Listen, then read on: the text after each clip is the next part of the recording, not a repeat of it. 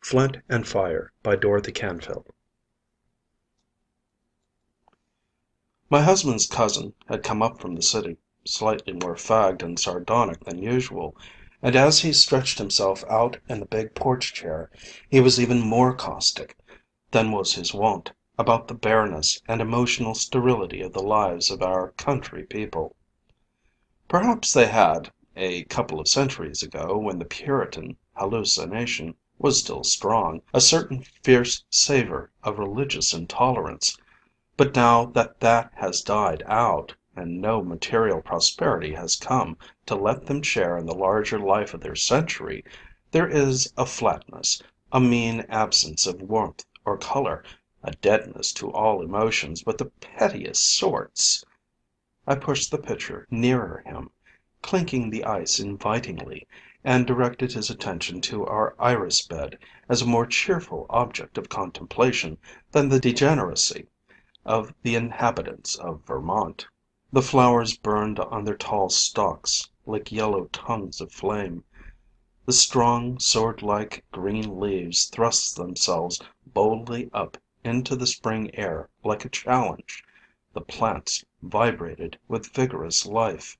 In the field beyond them, as vigorous as they, strode Adoniram Purdon behind his team, the reins tied together behind his muscular neck, his hands grasping the plow with the masterful sureness of the successful practitioner of an art.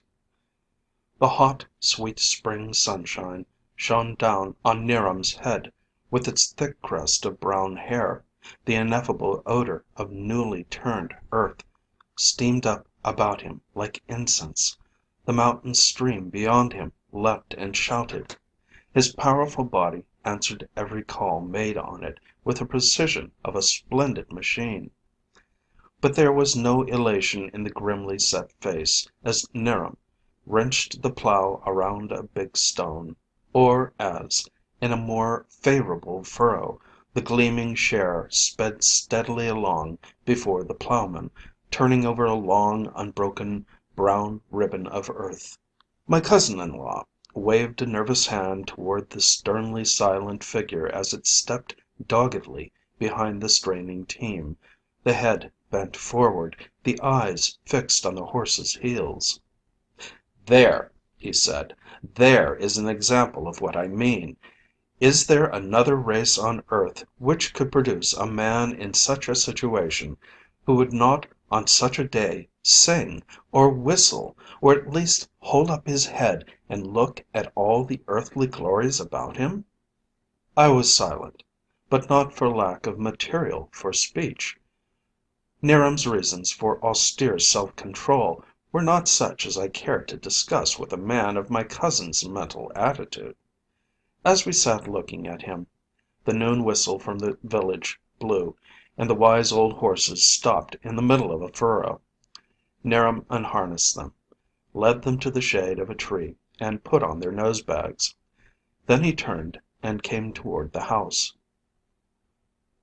"Don't seem to remember," murmured my cousin under his breath, "that even though he is a New Englander, he has been known to make up errands to your kitchen to see your pretty Ev'leen Ann?" I looked at him hard, but he was only gazing down, rather cross-eyed, on his grizzled moustache, with an obvious petulant interest in the increase of white hairs in it. Evidently his had been but a chance shot. 'Niram stepped up on the grass at the edge of the porch. He was so tall that he overtopped the railing easily, and, reaching a long arm over to where I sat, he handed me a small package done up in yellowish tissue paper. Without hat raisings, or good mornings, or any other of the greetings usual in a more effusive civilization, he explained briefly: "My stepmother wanted I should give you this. She said to thank you for the grape juice." As he spoke, he looked at me gravely out of deep-set blue eyes, and when he had delivered his message he held his peace. I expressed myself with the babbling volubility of one whose manners have been corrupted by occasional sojourns in the city. "Oh, 'Niram, I cried protestingly, as I opened the package and took out an exquisitely wrought old-fashioned collar. "Oh, 'Niram, how could your stepmother give such a thing away? Why, it must be one of her precious old relics. I don't want her to give me something every time I do some little thing for her. Can't a neighbor send her a few bottles of grape juice without her thinking she must pay it back somehow? It's not kind of her. She has never yet let me do the least thing for her without repaying me with something that is worth ever so much more than my trifling services."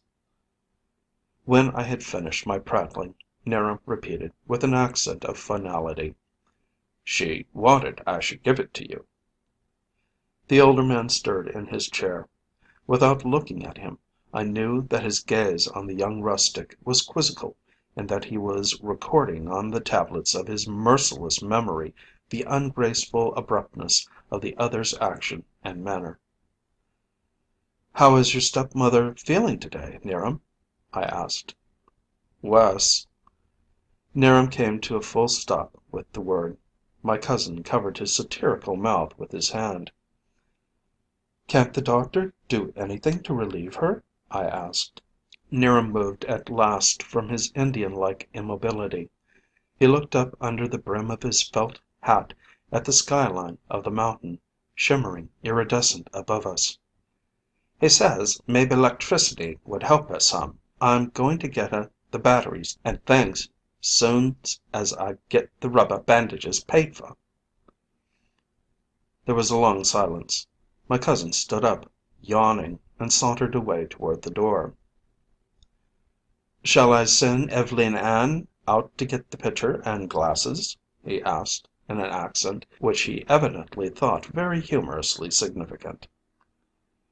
The strong face under the felt hat turned white, the jaw muscles set hard, but for all the show of strength there was an instant when the man's eyes looked out with the sick, helpless revelation of pain they might have had when 'Niram was a little boy of 10, a third of his present age, and less than half his present stature. Occasionally it is horrifying to see how a chance shot rings the bell. "No, no, never mind," I said hastily. "I'll take the tray in when I go." Without salutation or farewell, 'Niram Purdon turned and went back to his work. The porch was an enchanted place, walled around with starlit darkness, visited by wisps of breezes shaking down from their wings the breath of lilac and syringa, flowering wild grapes and plowed fields. Down at the foot of our sloping lawn, the little river, still swollen by the melted snow from the mountains, plunged between its stony banks and shouted its brave song to the stars. We three middle-aged people, Paul, his cousin, and I, had disposed our uncomely, useful, middle-aged bodies in the big wicker chairs and left them there while our young souls wandered abroad in the sweet, dark glory of the night. At least Paul and I were doing this, as we sat, hand in hand, thinking of a May night 20 years before. One never knows what Horace is thinking of, but apparently he was not in his usual captious vein, for after a long pause he remarked: "It is a night almost indecorously inviting to the making of love." My answer seemed grotesquely out of key with this, but its sequence was clear in my mind. I got up, saying: "Oh, that reminds me, I must go and see Ev'leen Ann. I'd forgotten to plan tomorrow's dinner." "Oh, everlastingly Ev'leen Ann," mocked Horace from his corner. "Can't you think of anything but Ev'leen Ann and her affairs?" I felt my way through the darkness of the house toward the kitchen, both doors of which were tightly closed. When I stepped into the hot, close room, smelling of food and fire, I saw Ev'leen Ann sitting on the straight kitchen chair, the yellow light of the bracket lamp bearing down on her heavy braids and bringing out the exquisitely subtle modeling of her smooth young face. Her hands were folded in her lap. She was staring at the blank wall, and the expression of her eyes so startled and shocked me that I stopped short and would have retreated if it had not been too late. She had seen me, roused herself, and said quietly, as though continuing a conversation interrupted the moment before: "I had been thinking that there was enough left of the roast to make hash balls for dinner." Hash balls is Ev'leen Ann's decent Anglo Saxon name for croquettes. "And maybe you'd like a rhubarb pie." I knew well enough she had been thinking of no such thing, but I could as easily have slapped a reigning sovereign on the back as broken in on the regal reserve of Ev'leen Ann in her clean gingham. "Well, yes, Ev'leen Ann," I answered, in her own tone of reasonable consideration of the matter, "that would be nice. And your pie crust is so flaky that even Mr. Horace will have to be pleased." Mr. Horace is our title for the sardonic cousin whose carping ways are half a joke and half a menace in our family. Ev'leen Ann could not manage the smile which should have greeted this sally. She looked down soberly at the white pine top of the kitchen table, and said: "I guess there is enough sparrow grass up in the garden for a mess, too, if you'd like that." "That would taste very good," I agreed, my heart aching for her. "And creamed potatoes," she finished bravely, thrusting my unspoken pity from her. "You know I like creamed potatoes better than any other kind," I concurred. There was a silence.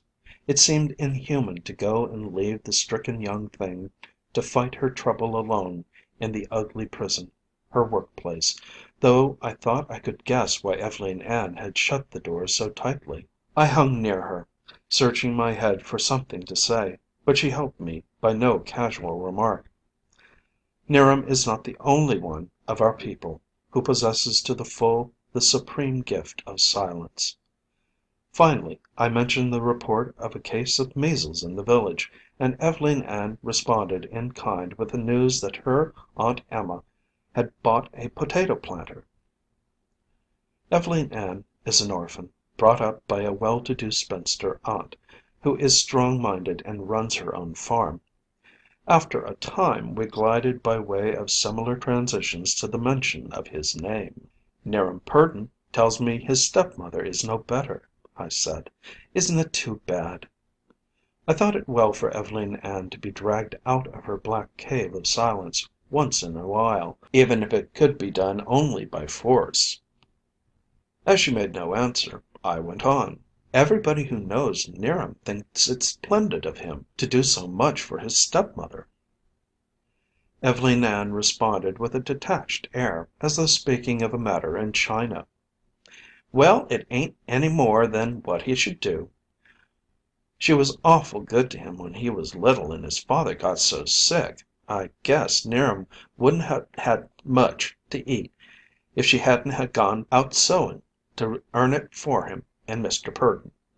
She added firmly, after a moment's pause: "No, ma'am, I don't guess it's any more than what 'Niram had ought to do." "But it's very hard on a young man to feel that he's not able to marry," I continued. "Once in a great while we came so near the matter as this." Ev'leen Ann made no answer. Her face took on a pinched look of sickness. She set her lips as though she would never speak again.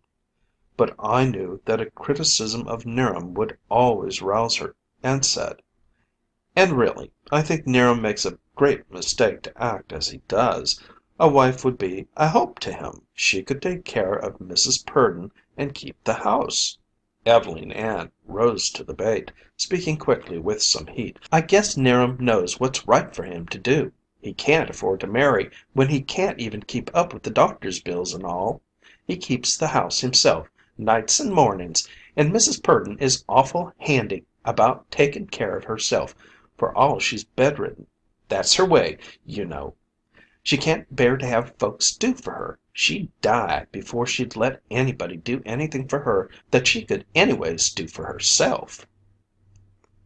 I sighed acquiescingly. Mrs. Purdon's fierce independence was a rock on which every attempt at sympathy or help shattered itself to atoms. There seemed to be no other emotion left in her poor old work-worn shell of a body. As I looked at Ev'leen Ann, it seemed rather a hateful characteristic, and I remarked, "It seems to me it's asking a good deal of 'Niram to spoil his life in order that his stepmother can go on pretending she's independent." Ev'leen Ann explained hastily. "Oh, 'Niram doesn't tell her anything about. She doesn't know he would like to. He don't want she should be worried, and anyhow, as 'tis, he can't earn enough to keep ahead of all the doctor's cost." "But the right kind of wife, a good, competent girl, could help out by earning something too." Ev'leen Ann looked at me forlornly, with no surprise. The idea was evidently not new to her. "Yes, ma'am, she could. But 'Niram says he ain't the kind of man to let his wife go out working." Even while she dropped under the killing verdict of his pride, she was loyal to his standards and uttered no complaint. She went on. "'Niram wants Aunt Em'line to have things the way she wants 'em, as near as he can give 'em to her, and it's right she should."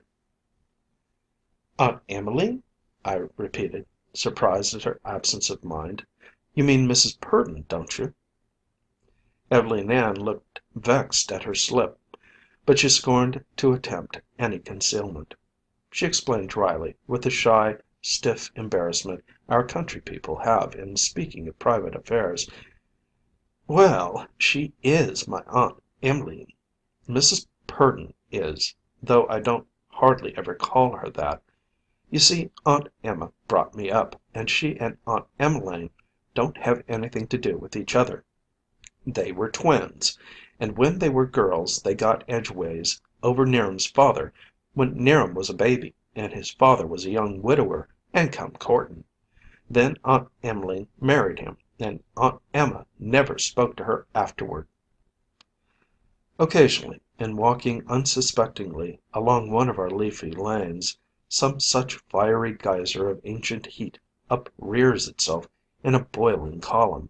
I never get used to it, and started back now. "Why, I never heard of that before. And I've known your Aunt Emma and Mrs. Purdon for years." "Well, they're pretty old now," said Ev'leen Ann listlessly, with the natural indifference of self-centered youth to the bygone tragedies of the preceding generation. "It happened quite some time ago, and both of them were so touchy, if anybody seemed to speak about it, that folks got in the way of letting it alone. First Aunt Emma wouldn't speak to her sister because she'd married the man she'd wanted, and then when Aunt Emma made out so well farming and got so well off, why, then Mrs. Purdon wouldn't try to make up because she was so poor. That was after Mr. Purdon had had his stroke of paralysis, and they'd lost their farm, and she'd taken to going out sewing. Not but what she was always perfectly satisfied with her bargain. She always acted as though she'd rather have her husband's old shirt stuffed with straw than any other man's whole body. He was a real nice man, I guess, Mr. Purdon was." There I had it, the curt, unexpanded chronicle of two passionate lives. And there I had also the key to Mrs. Purdon's fury of independence. It was the only way in which she could defend her husband against the charge, so damning to her world, of not having provided for his wife. It was the only monument she could rear to her husband's memory, and her husband had been all there was in life for her. I stood looking at her young kinswoman's face, noting the granite under the velvet softness of its youth, and divining the flame underlying the granite. I longed to break through her wall and to put my arms about her, and on the impulse of the moment I cast aside the pretense of casualness in our talk. "Oh, my dear," I said, "are you and 'Niram always to go on like this? Can't anybody help you?" Ev'leen Ann looked at me, her face suddenly old and gray. "No, ma'am, we ain't going to go on this way. We've decided, 'Niram and I have, that it ain't no use.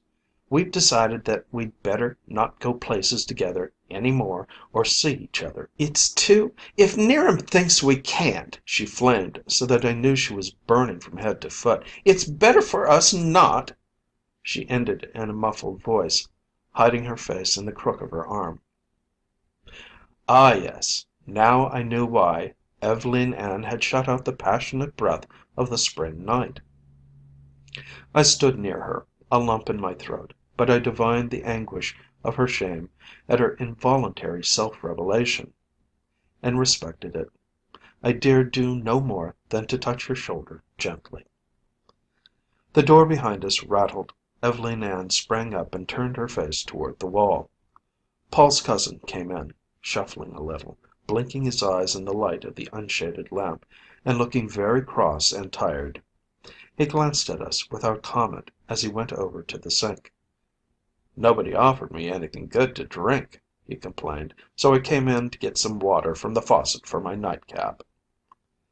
When he had drunk with ostentation from the tin dipper, he went to the outside door and flung it open.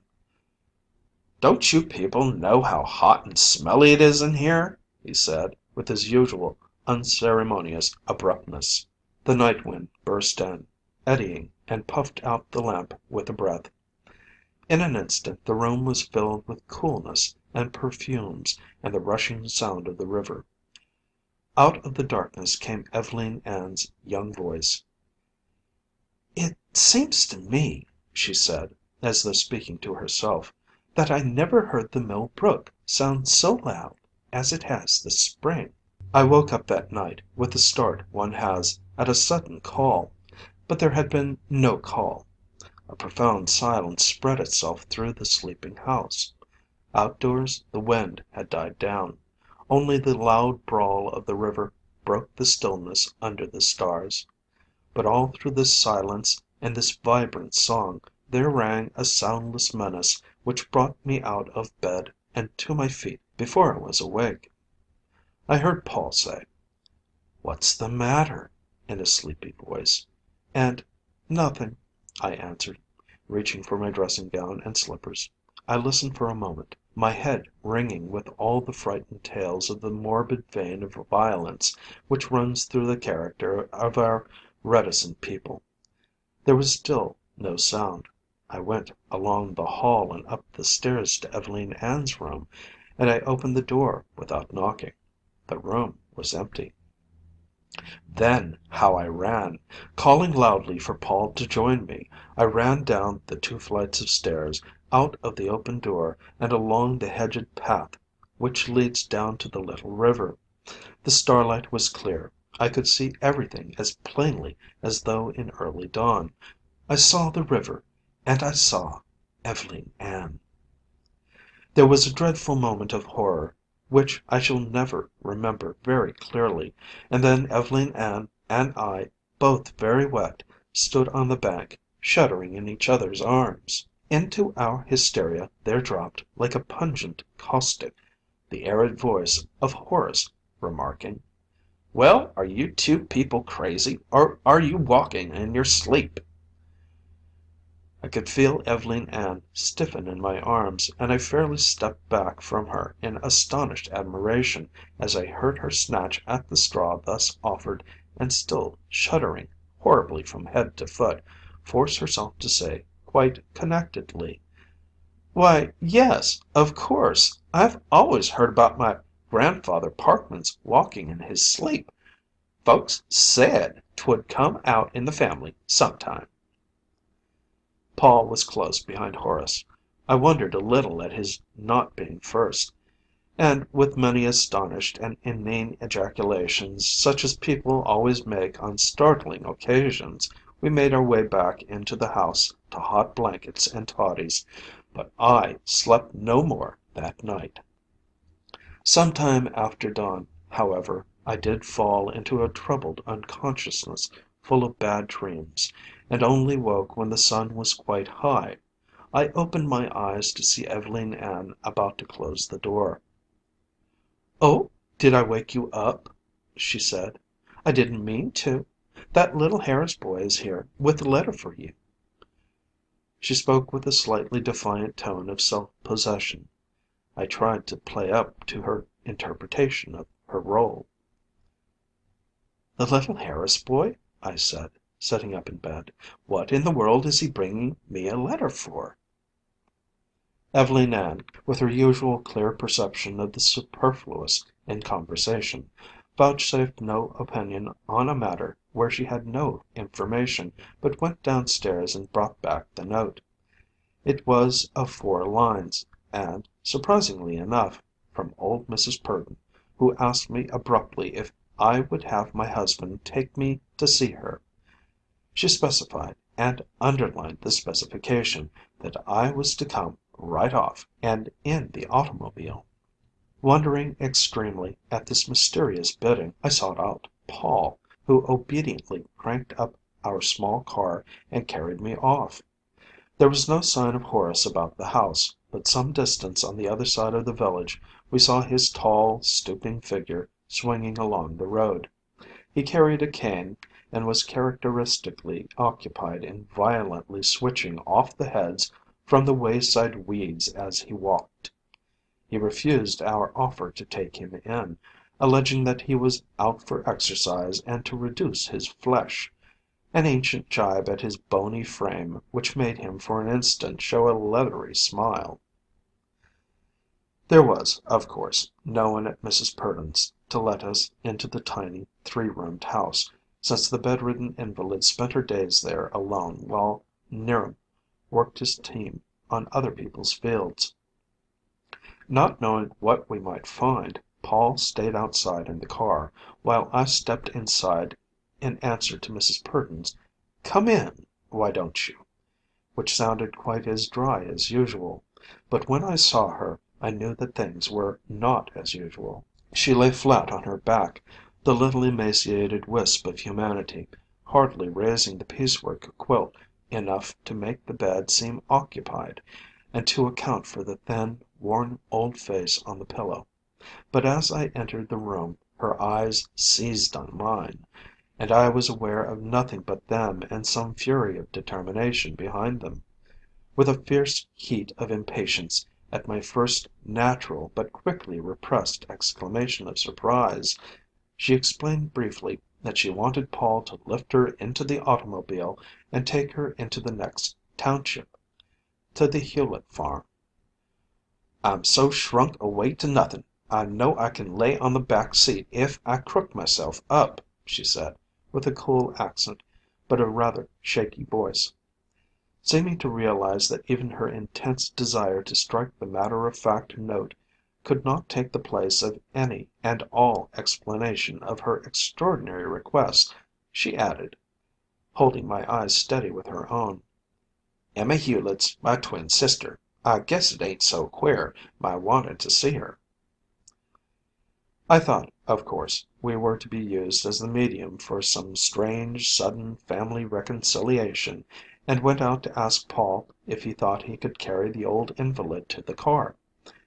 He replied that, so far as that went, he could carry so thin an old body 10 times around the town, but that he refused absolutely to take such a risk without authorization from her doctor. I remembered the burning eyes of resolution I had left inside, and sent him to present his objections to Mrs. Purdon herself.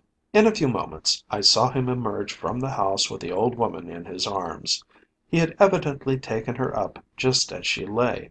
The piecework quilt hung down in long folds, flashing its brilliant reds and greens in the sunshine, which shone so strangely upon the pallid old countenance, facing the open sky for the first time in years. We drove in silence through the green and gold lyric of the spring day, an elderly company sadly out of key with the triumphant note of eternal youth, which rang through all the visible world. Mrs. Purdon looked at nothing, said nothing, seemed to be aware of nothing but the purpose in her heart, whatever that might be. Paul and I, taking a leaf from our neighbor's book, held, with a courage like theirs, to their excellent habit of saying nothing when there is nothing to say. We arrived at the fine old Hewlett place without the exchange of a single word. "Now carry me in," said Mrs. Purdon briefly, evidently hoarding her strength. "Wouldn't I better go and see if Miss Hewlett is at home?" I asked. Mrs. Purdon shook her head impatiently and turned her compelling eyes on my husband. I went up the path before them to knock at the door, wondering what the people in the house would possibly be thinking of us. There was no answer to my knock. "Open the door and go in," commanded Mrs. Purdon from out her quilt. There was no one in the spacious, white paneled hall, and no sound in all the big, many roomed house. "Emma's out feeding the hens," conjectured Mrs. Purdon, not, I fancied, without a faint hint of relief in her voice. "Now carry me upstairs to the first room on the right." Half hidden by his burden, Paul rolled wildly inquiring eyes at me, but he obediently staggered up the broad old staircase, and, waiting till I had opened the first door to the right, stepped into the big bedroom. "Put me down on the bed and open them shutters," Mrs. Purdon commanded. She still marshaled her forces with no lack of decision, but with a fainting voice which made me run over to her quickly as Paul laid her down on the four-poster. Her eyes were still indomitable, but her mouth hung open slackly and her color was startling. "Oh, Paul, quick, quick! Haven't you your flask with you?" Mrs. Purdon informed me in a barely audible whisper. "In the corner cupboard at the head of the stairs," and I flew down the hallway. I returned with a bottle, evidently of great age. There was only a little brandy in the bottom, but it whipped up a faint color into the sick woman's lips. As I was bending over her, and Paul was thrusting open the shutters, letting in a flood of sunshine and flecky leaf shadows, a firm, rapid step came down the hall, and a vigorous woman, with a tanned face and a clean, faded gingham dress, stopped short in the doorway with an expression of stupefaction. Mrs. Purdon put me on one side, and although she was physically incapable of moving her body by a hair's breadth, she gave the effect of having risen to meet the newcomer. "Well, Emma, here I am," she said in a queer voice, with involuntary quavers in it. As she went on, she had it more under control, although in the course of her extraordinarily succinct speech it broke and failed her occasionally. When it did, she drew in her breath with an audible, painful effort, struggling forward steadily in what she had to say. "You see, Emma, it's this way. My 'Niram and your Ev'leen Ann have been keeping company, ever since they went to school together. You know that's well, as I do. For all we let on, we didn't, only I didn't know till just now how hard they took it. They can't get married because 'Niram can't keep even, let alone get ahead any, because I cost so much being sick, and the doctor says I may live for years this way, same's Aunt Hetty did. And 'Niram is 31, and Ev'leen Ann is 28, and they've had 'bout much waiting as is good for folks that set such store by each other. I've thought of every way out of it, and there ain't any. The Lord knows I don't enjoy living any, not so's to notice the enjoyment. And I'd thought of cutting my throat like Uncle Lish, but that'd make 'Niram and Ev'leen Ann feel so. To think why I'd done it. They'd never take the comfort they ought in being married, so that won't do. There's only one thing to do. I guess you'll have to take care of me till the Lord calls me. Maybe I won't last so long as the doctor thinks." When she finished, I felt my ears ringing in the silence. She had walked to the sacrificial altar with so steady a step, and laid upon it her precious all with so gallant a front of quiet resolution, that for an instant I failed to take in the sublimity of her self-immolation. Mrs. Purdon asking for charity, and asking the one woman who had most reason to refuse it to her. Paul looked at me miserably, the craven desire to escape a scene written all over him. "Wouldn't we better be going, Mrs. Purdon?" I said uneasily. I had not ventured to look at the woman in the doorway. Mrs. Purdon motioned me to remain, with an imperious gesture whose fierceness showed the tumult underlying her brave front. "No, I want you should stay. I want you should hear what I say, so's you can tell folks, if you have to. Now look here, Emma," she went on to the other, still obstinately silent. "You must look at it the way 'tis. We're neither of us any good to anybody, the way we are, and I'm dreadfully in the way of the only two folks we care a pin about, either of us. You've got plenty to do with, and nothing to spend it on. I can't get myself out of their way by dying without going against what's scripture and proper, but—" Her steely calm broke. She burst out in a screaming, hysterical voice. "You've just got to, Emma Hewlett! You've just got to!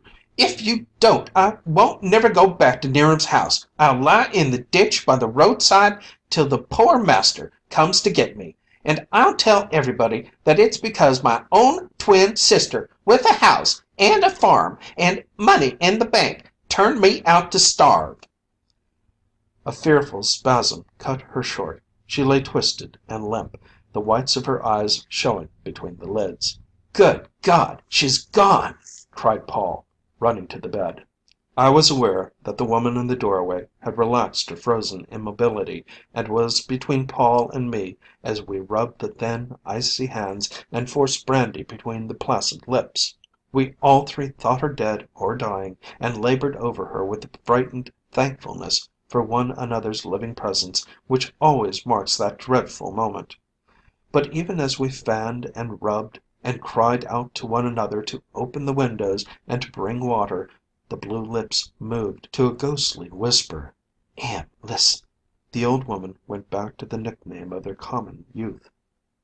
"Em, your Evelyn Ann tried to drown herself in the Mill Brook last night. That's what decided me to—" And then we were plunged into another desperate struggle with death for the possession of the battered old habitation of the dauntless soul before us. "Isn't there any hot water in the house?" cried Paul, and "Yes, yes, a tea kettle on the stove," answered the woman who labored with us. Paul, divining that she meant the kitchen, fled downstairs. I stole a look at Emma Hewlett's face as she bent over the sister she had not seen in 30 years, and I knew that Mrs. Purdon's battle was won. It even seemed that she had won another skirmish in her never-ending war with death, for a little warmth began to come back into her hands. When Paul returned with a tea kettle and a hot water bottle had been filled, the owner of the house straightened herself, assumed her rightful position as mistress of the situation, and began to issue commands. "You get right in the automobile and go get the doctor," she told Paul. "That'll be the quickest. She's better now, and your wife and I can keep her going till the doctor gets here." As Paul left the room, she snatched something white from a bureau drawer, stripped the worn, patched old cotton nightgown from the skeleton-like body, and handling the invalid with a strong, sure touch, slipped on a soft, woolly outing flannel wrapper with a curious trimming of zigzag braid down the front. Mrs. Purdon opened her eyes very slightly, but shut them again at her sister's quick command. "You lay still, Em'line, and drink some of this brandy." She obeyed without comment, but after a pause she opened her eyes again and looked down at the new garment which clad her. She had that moment turned back from the door of death, but her first breath was used to set the scene for a return to a decent decorum. "You're still a great hand for rick-rack work, Em, I see," she murmured in a faint whisper. "Do you remember how surprised Aunt Sue was when you made up a pattern?" "Well, I hadn't thought of it for quite some time," returned Miss Hewlett in exactly the same tone of everyday remark. As she spoke, she slipped her arm under the other's head and poked the pillow to a more comfortable shape. "Now you lay perfectly still," she commanded in the hectoring tone of the born nurse. "I'm going to run down and make you up a good hot cup of sassafras tea." I followed her down into the kitchen, and was met by the same refusal to be melodramatic which I had encountered in Ev'leen Ann. I was most anxious to know what version of my extraordinary morning I was to give out to the world, but hung silent, positively abashed by the cool casualness of the other woman as she mixed her brew. Finally, "Shall I tell 'Niram? What shall I say to Ev'leen Ann if anybody asks me?" I brought out with clumsy hesitation. At the realization that her reserve and family pride were wholly at the mercy of any report I might choose to give, even my iron hostess followed. She stopped short in the middle of the floor, looked at me silently, piteously, and found no word. I hastened to assure her that I would attempt no hateful picturesqueness of narration. "Suppose I just say that you were rather lonely here, now that Ev'leen Ann has left you, and that you thought it would be nice to have your sister come to stay with you, so that 'Niram and Ev'leen Ann can be married." Emma Hewlett breathed again. She walked toward the stairs with a steaming cup in her hand. Over her shoulder she remarked: "Well, yes, ma'am, that would be as good a way to put it as any, I guess." 'Niram and Ev'leen Ann were standing up to be married. They looked very stiff and self-conscious, and Ev'leen Ann was very pale. 'Niram's big hands, bent in the crook of a man who handles tools, hung down by his new black trousers. Ev'leen Ann's strong fingers stood out stiffly from one another. They looked hard at the minister and repeated after him in low and meaningless tones the solemn and touching words of the marriage service. Back of them stood the wedding company, in freshly washed and ironed white dresses, new straw hats, and black suits smelling of camphor. In the background, among the other elders, stood Paul and Horace and I, my husband and I hand in hand, Horace twiddling the black ribbon which holds his watch, and looking bored. Through the open windows, into the stuffiness of the best room, came an echo of the deep organ note of midsummer. "Whom God hath joined together," said the minister, and the epitome of humanity which filled the room held its breath. The old with the wonder upon their life-scarred faces, the young half frightened to feel the stir of the great wings soaring so near them. Then it was all over. 'Niram and Ev'leen Ann were married, and the rest of us were bustling about to serve the hot biscuit and coffee and chicken salad, and to dish up the ice cream. Afterward, there were no citified refinements of cramming rice down the necks of the departing pair, or tying placards to the carriage in which they went away. Some of the men went out to the barn and hitched up for 'Niram, and we all went down to the gate to see them drive off. They might have been going for one of their Sunday afternoon buggy rides, except for the wet eyes of the foolish women and girls who stood waving their hands in answer to the flutter of Ev'leen Ann's handkerchief as the carriage went down the hill. We had nothing to say to one another after they left, and began soberly to disperse to our respective vehicles. But as I was getting into our car, a new thought suddenly struck me. "Why," I cried, "I never thought of it before. How ever in the world did old Mrs. Purdon know about Ev'leen Ann that night?" Horace was pulling at the door, which was badly adjusted and shut hard. He closed it with a vicious slam. "I told her," he said crossly. End of Flint and Fire by Dorothy Canfield.